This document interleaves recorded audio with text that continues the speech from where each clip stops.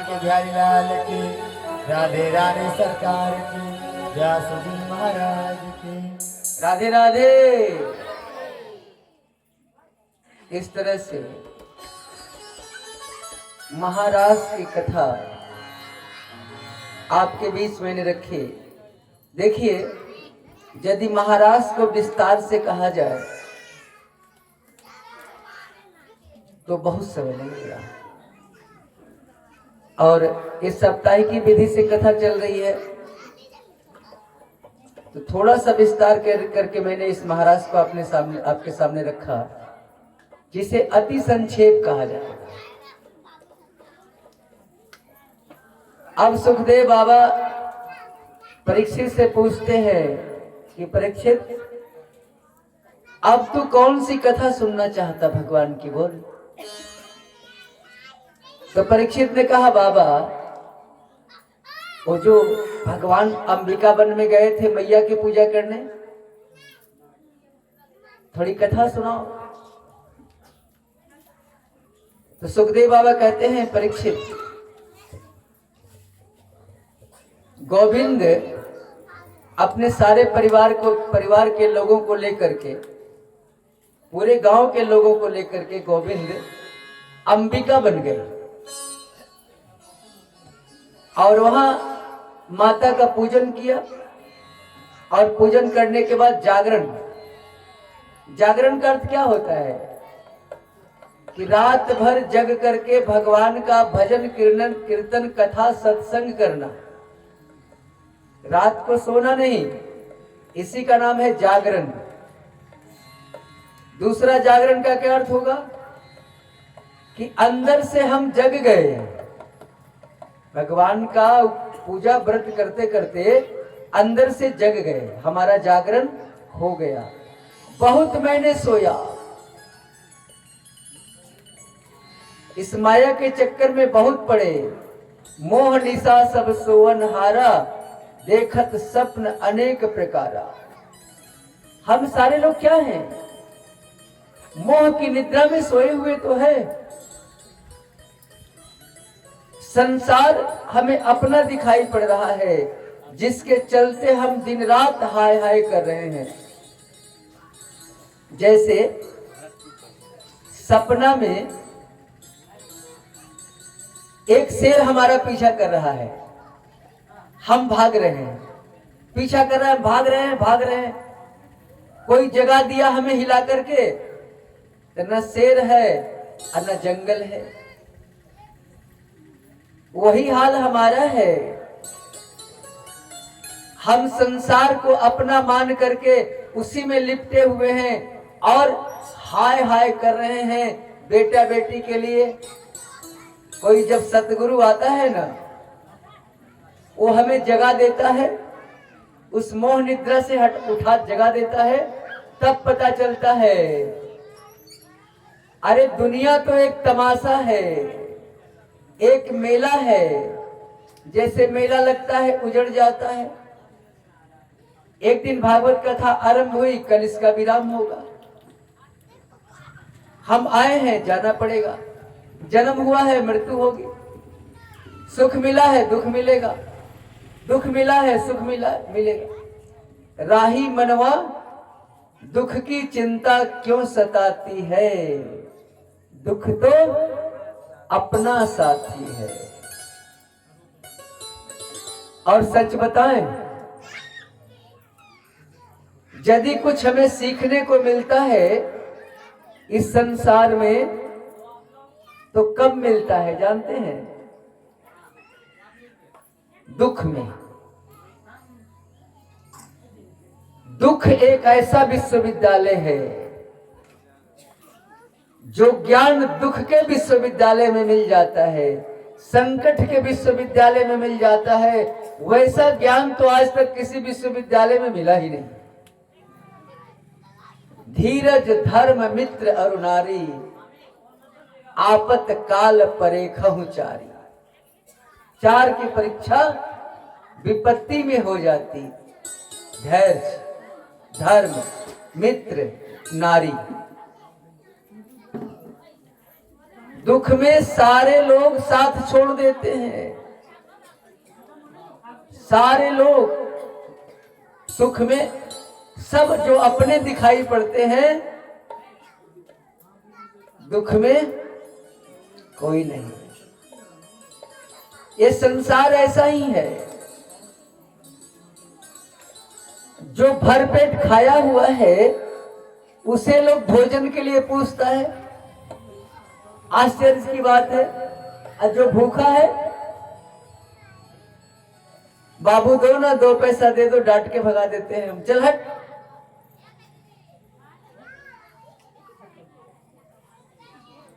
तो इसलिए माया के दुनिया से निकलना पड़ेगा, तब मायापति की मुझसे मुलाकात हो पाएगी।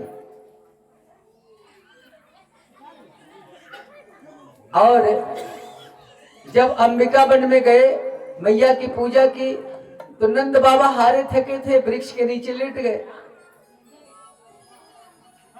एक अजगर आया, नंद बाबा के पैर को पकड़ लिया और निगलने का प्रयास किया। नंद बाबा तो पहले छुड़ाने का बहुत प्रयास किए, चिल्लाए, सारे ग्वाले आए, उस अजगर से पैर छुड़ाना चाहा। जब अजगर पैर नहीं छोड़ा तो दौड़ करके भगवान के पास गए, अरे लल्ला, तेरे पिता के पैर को अजगर ने पकड़ लिया है, जल्दी चल नहीं तो खा जाएगा।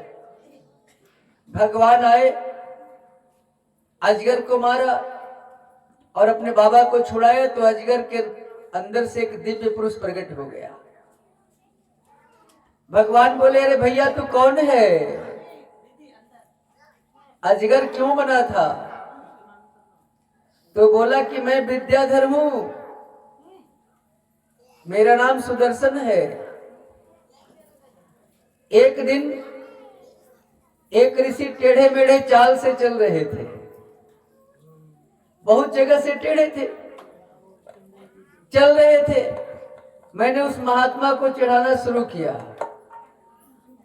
पहले तो महात्मा कुछ नहीं बोले। पीछे आवाज बंद कीजिए आप लोग, बार बार मैं कहता हूं। अंदर चले जाइए, आंगन में बात कीजिए। तो पहले तो मैंने कुछ नहीं कहा, लेकिन जब वो ज्यादा में चिढ़ाता रहा तो महात्मा ने श्राप दे दिया, जा बेटा, तू मेरी चाल को देखता है कि किस तरह से बाबा लहरा के चल रहे हैं, जा तू अजगर बन जा और इसी तरह से लहरा के तू भी चलना। मैं अजगर तो बन गया, लेकिन बाबा से विनती की, बाबा गलती हो गई, हमारी मुक्ति कैसे होगी? तब उस महात्मा ने कहा, अजगर तो तू बन ही गया, तू नंद बाबा के पैर पकड़ोगे और भगवान के द्वारा तुम्हारा उद्धार हो जाएगा। तो आज हमारा सरकार आपके द्वारा उद्धार हुआ, हम अपने धाम को जा रहे हैं। और वो अपने धाम को चला गया। सुखदेव बाबा कहते हैं, परीक्षित, एक दिन की बात है कि शंखचूड़ नाम का एक दैत्य था, सारे गोपियों का हरण कर लिया। भगवान शंखचूड़ का वध किया और गोपियों को बंधन मुक्त किए। शंखचूड़ के पास एक मणि थी, मणि को लिया और बलराम जी को दे दिया। भगवान बलराम जी खुश हो गए कि लल्ला, पहली बार तो कुछ काम किया है, अपने भैया को एक मणि लाके दे दिया। इसके बाद गोपियों का प्रतिदिन का एक लीला था। जब मोर मुकुट वाले कन्हैया गैया चराने जाते थे तो सारी गोपियां अपने घर से निकल करके दरवाजे पर खड़ी हो जाती थी। एक टक आधे एक घंटा पहले निकल जाती थी, दरवाजे पर खड़ी हो जाती थी और जब भगवान जाते थे तो उनके रूप को देख लेती थी और दिन भर उन्हीं की चर्चा गोपियां करती रहती थी, जब तक कि लौट के आ न जाए, उसको उनको देख न ले, तब तक गोपियों को चैन नहीं मिलता। इसे भागवत में सुखदेव बाबा ने गोपी गीत कहा है, गोपी गीत के माध्यम से वर्णन है। अरिष्टासुर नाम का एक दैत्य था, बैल बन के आया और भगवान पर मारने को दौड़ा। भगवान ने सिंह पकड़ के मरोड़ दिया और अरिष्टासुर का गोविंदाय नमो नमः हो गया। अब तो कंस थक गया, कितनों को भेजे, जाता तो सब है, लौट के कोई नहीं आता। उदास था। तब तक नारद जी आ गए। नारद जी को प्रणाम किया कंस। कंस का अर्थ क्या होता है? जिसकी वृत्ति हिंसा में लगी हुई हो रात दिन, जो हिंसक काम करे उसी का नाम कंस। नारद जी बोले, अरे कंस महाराज, क्या बात है, चेहरे पर 12 बजे हुए हैं? कंस ने कहा, सरकार, जाता तो सब है, लौट के आता कोई नहीं, क्या कारण है, समझ में नहीं आता। नारद जी बोले कि तुम महामूर्ख हो, अभी तक समझ नहीं पाए। वो जो कृष्ण बलराम है ना, वो नंद के छोरा नहीं है, वही तेरे देवकी के लल्ला है, 8वां पुत्र आकाशवाणी वाला। मूर्ख और शंख तो दूसरे के फूंकने से बचते हैं। तिल मिला गया, तलवार निकाल लिया कि देवऋषि आपने तो हमारी आंखें खोल दी, अभी अभी मैं देवकी वसुदेव को मार डालता हूं। नारद जी मुस्कुराए और बोले कि सचमुच तुम महामूर्ख हो।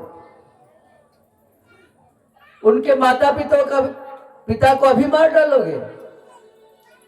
तुम्हें विश्वास है कि जब माता पिता मर जाएंगे तो तेरे पकड़ में वो आएगा? अरे तेरे पकड़ में वो तभी आ सकता है जब तुम माता पिता को जिंदा रखोगे। हाँ गुरुजी, समझ गए आपका प्लानिंग। और उसी समय देवकी वसुदेव को बंदी बना लिया, जेल खाने में डाल दिया। और तब तक केसी नाम का एक दैत्य आ गया कंस के दरबार में और बोला, सरकार, एक मौका हमें मिले कृष्ण को मारने का। कंस बोले, तुझसे कृष्ण मरेगा? हाँ सरकार, हम लोग दोनों आदमी एक ही राशि के हैं। कैसे? तो हम अंग्रेजी के कृष्णचंद्र हैं केसी, और वो हिंदी का कृष्णचंद्र है। हम मार के आते हैं अभी। लेकिन याद रखना, राशि एक रहने से काम नहीं चलता यदि कर्म उल्टा हो। राम और रावण की एक ही राशि थी, तुला राशि, राम रावण। फिर राम की जीत कैसे हो गई, रावण की हार कैसे हो गई? विचार करो। यदि राशि वालों के पास जाओगे तो एक ही बात बताएंगे जो राशि में लिखा हुआ है, लेकिन एक हार गया एक जीत गया। इसका मतलब एक अच्छे रास्ते पर था, एक बुरे रास्ते पर था। तो बुरे रास्ते पर हो तो फिर राशि देखने से क्या फायदा? यदि अच्छे रास्ते पर हो तो राशि फल देखो, बुरे रास्ते पर हो तो राशि फल मत देखो, क्योंकि रावण मरा, राम की जीत हुई, दोनों की राशि एक। इतना ही नहीं, भागवत में आइए, कृष्ण और कंस दोनों की एक राशि, एक मारा गया एक द्वारिकाधीश बना। इसलिए कर्म प्रधान विश्व करी राखा। राशि तब काम करेगी जब आप सही रास्ते पर रहोगे। और जानते हैं, मैं नहीं क्या कहता कि ज्योतिष गड़बड़ है, आज भी ज्योतिषी हैं जो कि हस्तरेखा देख करके सब कुछ बता देंगे आपका। विद्वान की कमी हमारे धरती पर नहीं है, लेकिन बहुत कम मात्रा में है।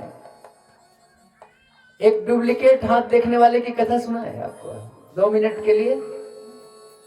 वो खूब दाढ़ी जटा बढ़ाए हुए था, उसको हाथ देखने नहीं आता था, लेकिन वो हाथ देखने का काम करता था और बहुत लोग उसके पास पहुंचते थे। रूप वैसा बनाए हुए था। जानते हैं सबसे पहले हाथ देखने वाला क्या करेगा? चश्मा पहन लेगा और आपके हाथ को मोड़ मोड़ करके ऐसे ऐसे करके देखेगा, ऐसे ऐसे करके। आप तो समझोगे कि आपकी रेखा देख रहा है। पहली बात क्या कहेगा?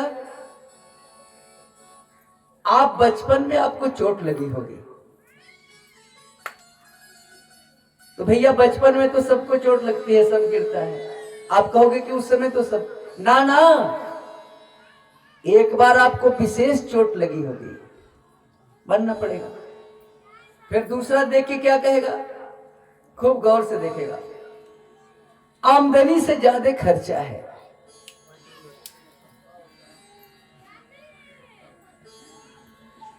कमाते तो बहुत है, अटता नहीं। आप सबके मित्र हो, लेकिन आपका कोई मित्र नहीं है। चौथे नंबर पर क्या कहेगा? खूब गौर से देखेगा, चश्मा को ऐसे ऊपर नीचे करेगा, कुछ पेट की गड़बड़ी लगती है। आप बताइए कि यहां कौन है जो पेट का रोगी नहीं, और आपको ठग लेगा। लेकिन जो जानकार है, ज्योतिष विज्ञान विद्या नंबर 1 की है, तो ऐसे लुटेरों से हमें सावधान रहना है। ऐसे लोगों से हमें सतर्क रहना है। बहुरूपिया की कमी नहीं है। और एक सच्ची बात और आपको बता दें, जहां तक मेरा अनुमान है, भागवत के कथावाचक की कमी नहीं है। जिधर देखो उधर कथावाचक। लेकिन यदि कथावाचक सच में खोजो तो सैकड़े में एकाध कहीं मिलेंगे, एकाध, नहीं तो चारों तरफ भागवत की कथा की होड़ लगी हुई है। लेकिन ढूंढने पर, परीक्षा लेने पर एकाध कहीं मिलेंगे, नहीं तो कुकुर मुत्ते के तरह चारों तरफ। इसीलिए तो सुखदेव बाबा ने भागवत में लिख दिया कि कथावाचक कैसे खोजो, कैसे ढूंढो। जैसे बेटी का बाप अपने बेटी के लिए वर ढूंढता है। तलाश करो, खोज करो और खोज करके लाओ, नहीं तो सारा पैसा बेकार चला जाएगा। तो केसी नाम का दैत्य चला और वहां गया, जमुना के तट पर गोविंद को खाने के लिए दौड़ा और भगवान ने अपनी मुष्टिका उसके मुख में डाल दी और मरोड़ दी। कैसी दैत्य का गोविंद आए नमो नमः हो गया। अब कंस सोचा कि कोई तरीका लगाना होगा। नारद जी से पूछा कि सरकार कुछ तरीका बता दो। तो नारद जी बोले, अरे कंस, मेला ठेला का आयोजन करो, उसी में कृष्ण बलराम को बुला लो, आगे तो तुम जानते ही हो। हाँ गुरुजी, समझ गए आपकी बात। और नारद जी वहां से चले गए। अक्रूर जी कृष्ण के चाचा थे। अक्रूर जी को बुलाया। अक्रूर जी जब आए तो आकर अक्रूर जी को अपने गद्दी से उठ करके प्रणाम किया। अक्रूर जी समझ गए कि ये दुष्ट गद्दी से उठ करके प्रणाम कर रहा है, इसका मतलब कुछ उल्टा पुल्टा हमसे करवाएगा। क्योंकि दुष्ट जब झुक के आपको प्रणाम करे तो सतर्क हो जाना। नवन नीच की अति दुखदाई, सतर्क हो जाना, आपसे वो घात करेगा। अक्रूर जी को बुला करके कंस ने कहा कि अक्रूर जी, हमने मल्ल युद्ध और मेला का आयोजन किया है, मेरा रथ ले जाओ और कृष्ण बलराम को बुला के लाओ मेला देखने के लिए, क्योंकि वो तुम्हारे भतीजा है। राजा की बात कौन टाले? अक्रूर जी शाम का समय था, रथ लेकर चले गए अपने घर, रात्रि विश्राम किया और सुबह रथ लेकर चले हैं। तो अक्रूर जी को वृंदावन जाने दीजिए और हम लोग आरती कर लें, प्रसाद ले लें और फिर शाम में हम लोग आएंगे कथा में आकर के आज सज धज के आएंगे। कृष्ण का विवाह है, 16,108 विवाह की कथा। कुछ दान दक्षिणा लेकर आएंगे क्योंकि कल भर आपको दान देना है, भागवत में कल भर ही तो देना है, इसलिए कुछ दान लेकर आप लोग आएंगे चढ़ावा स्वरूप। जिनसे जो हो, वस्त्र हो, कुछ भी हो, जिनकी जितनी सामर्थ्य हो, सामर्थ्य के अनुसार दान करना ही चाहिए। आरती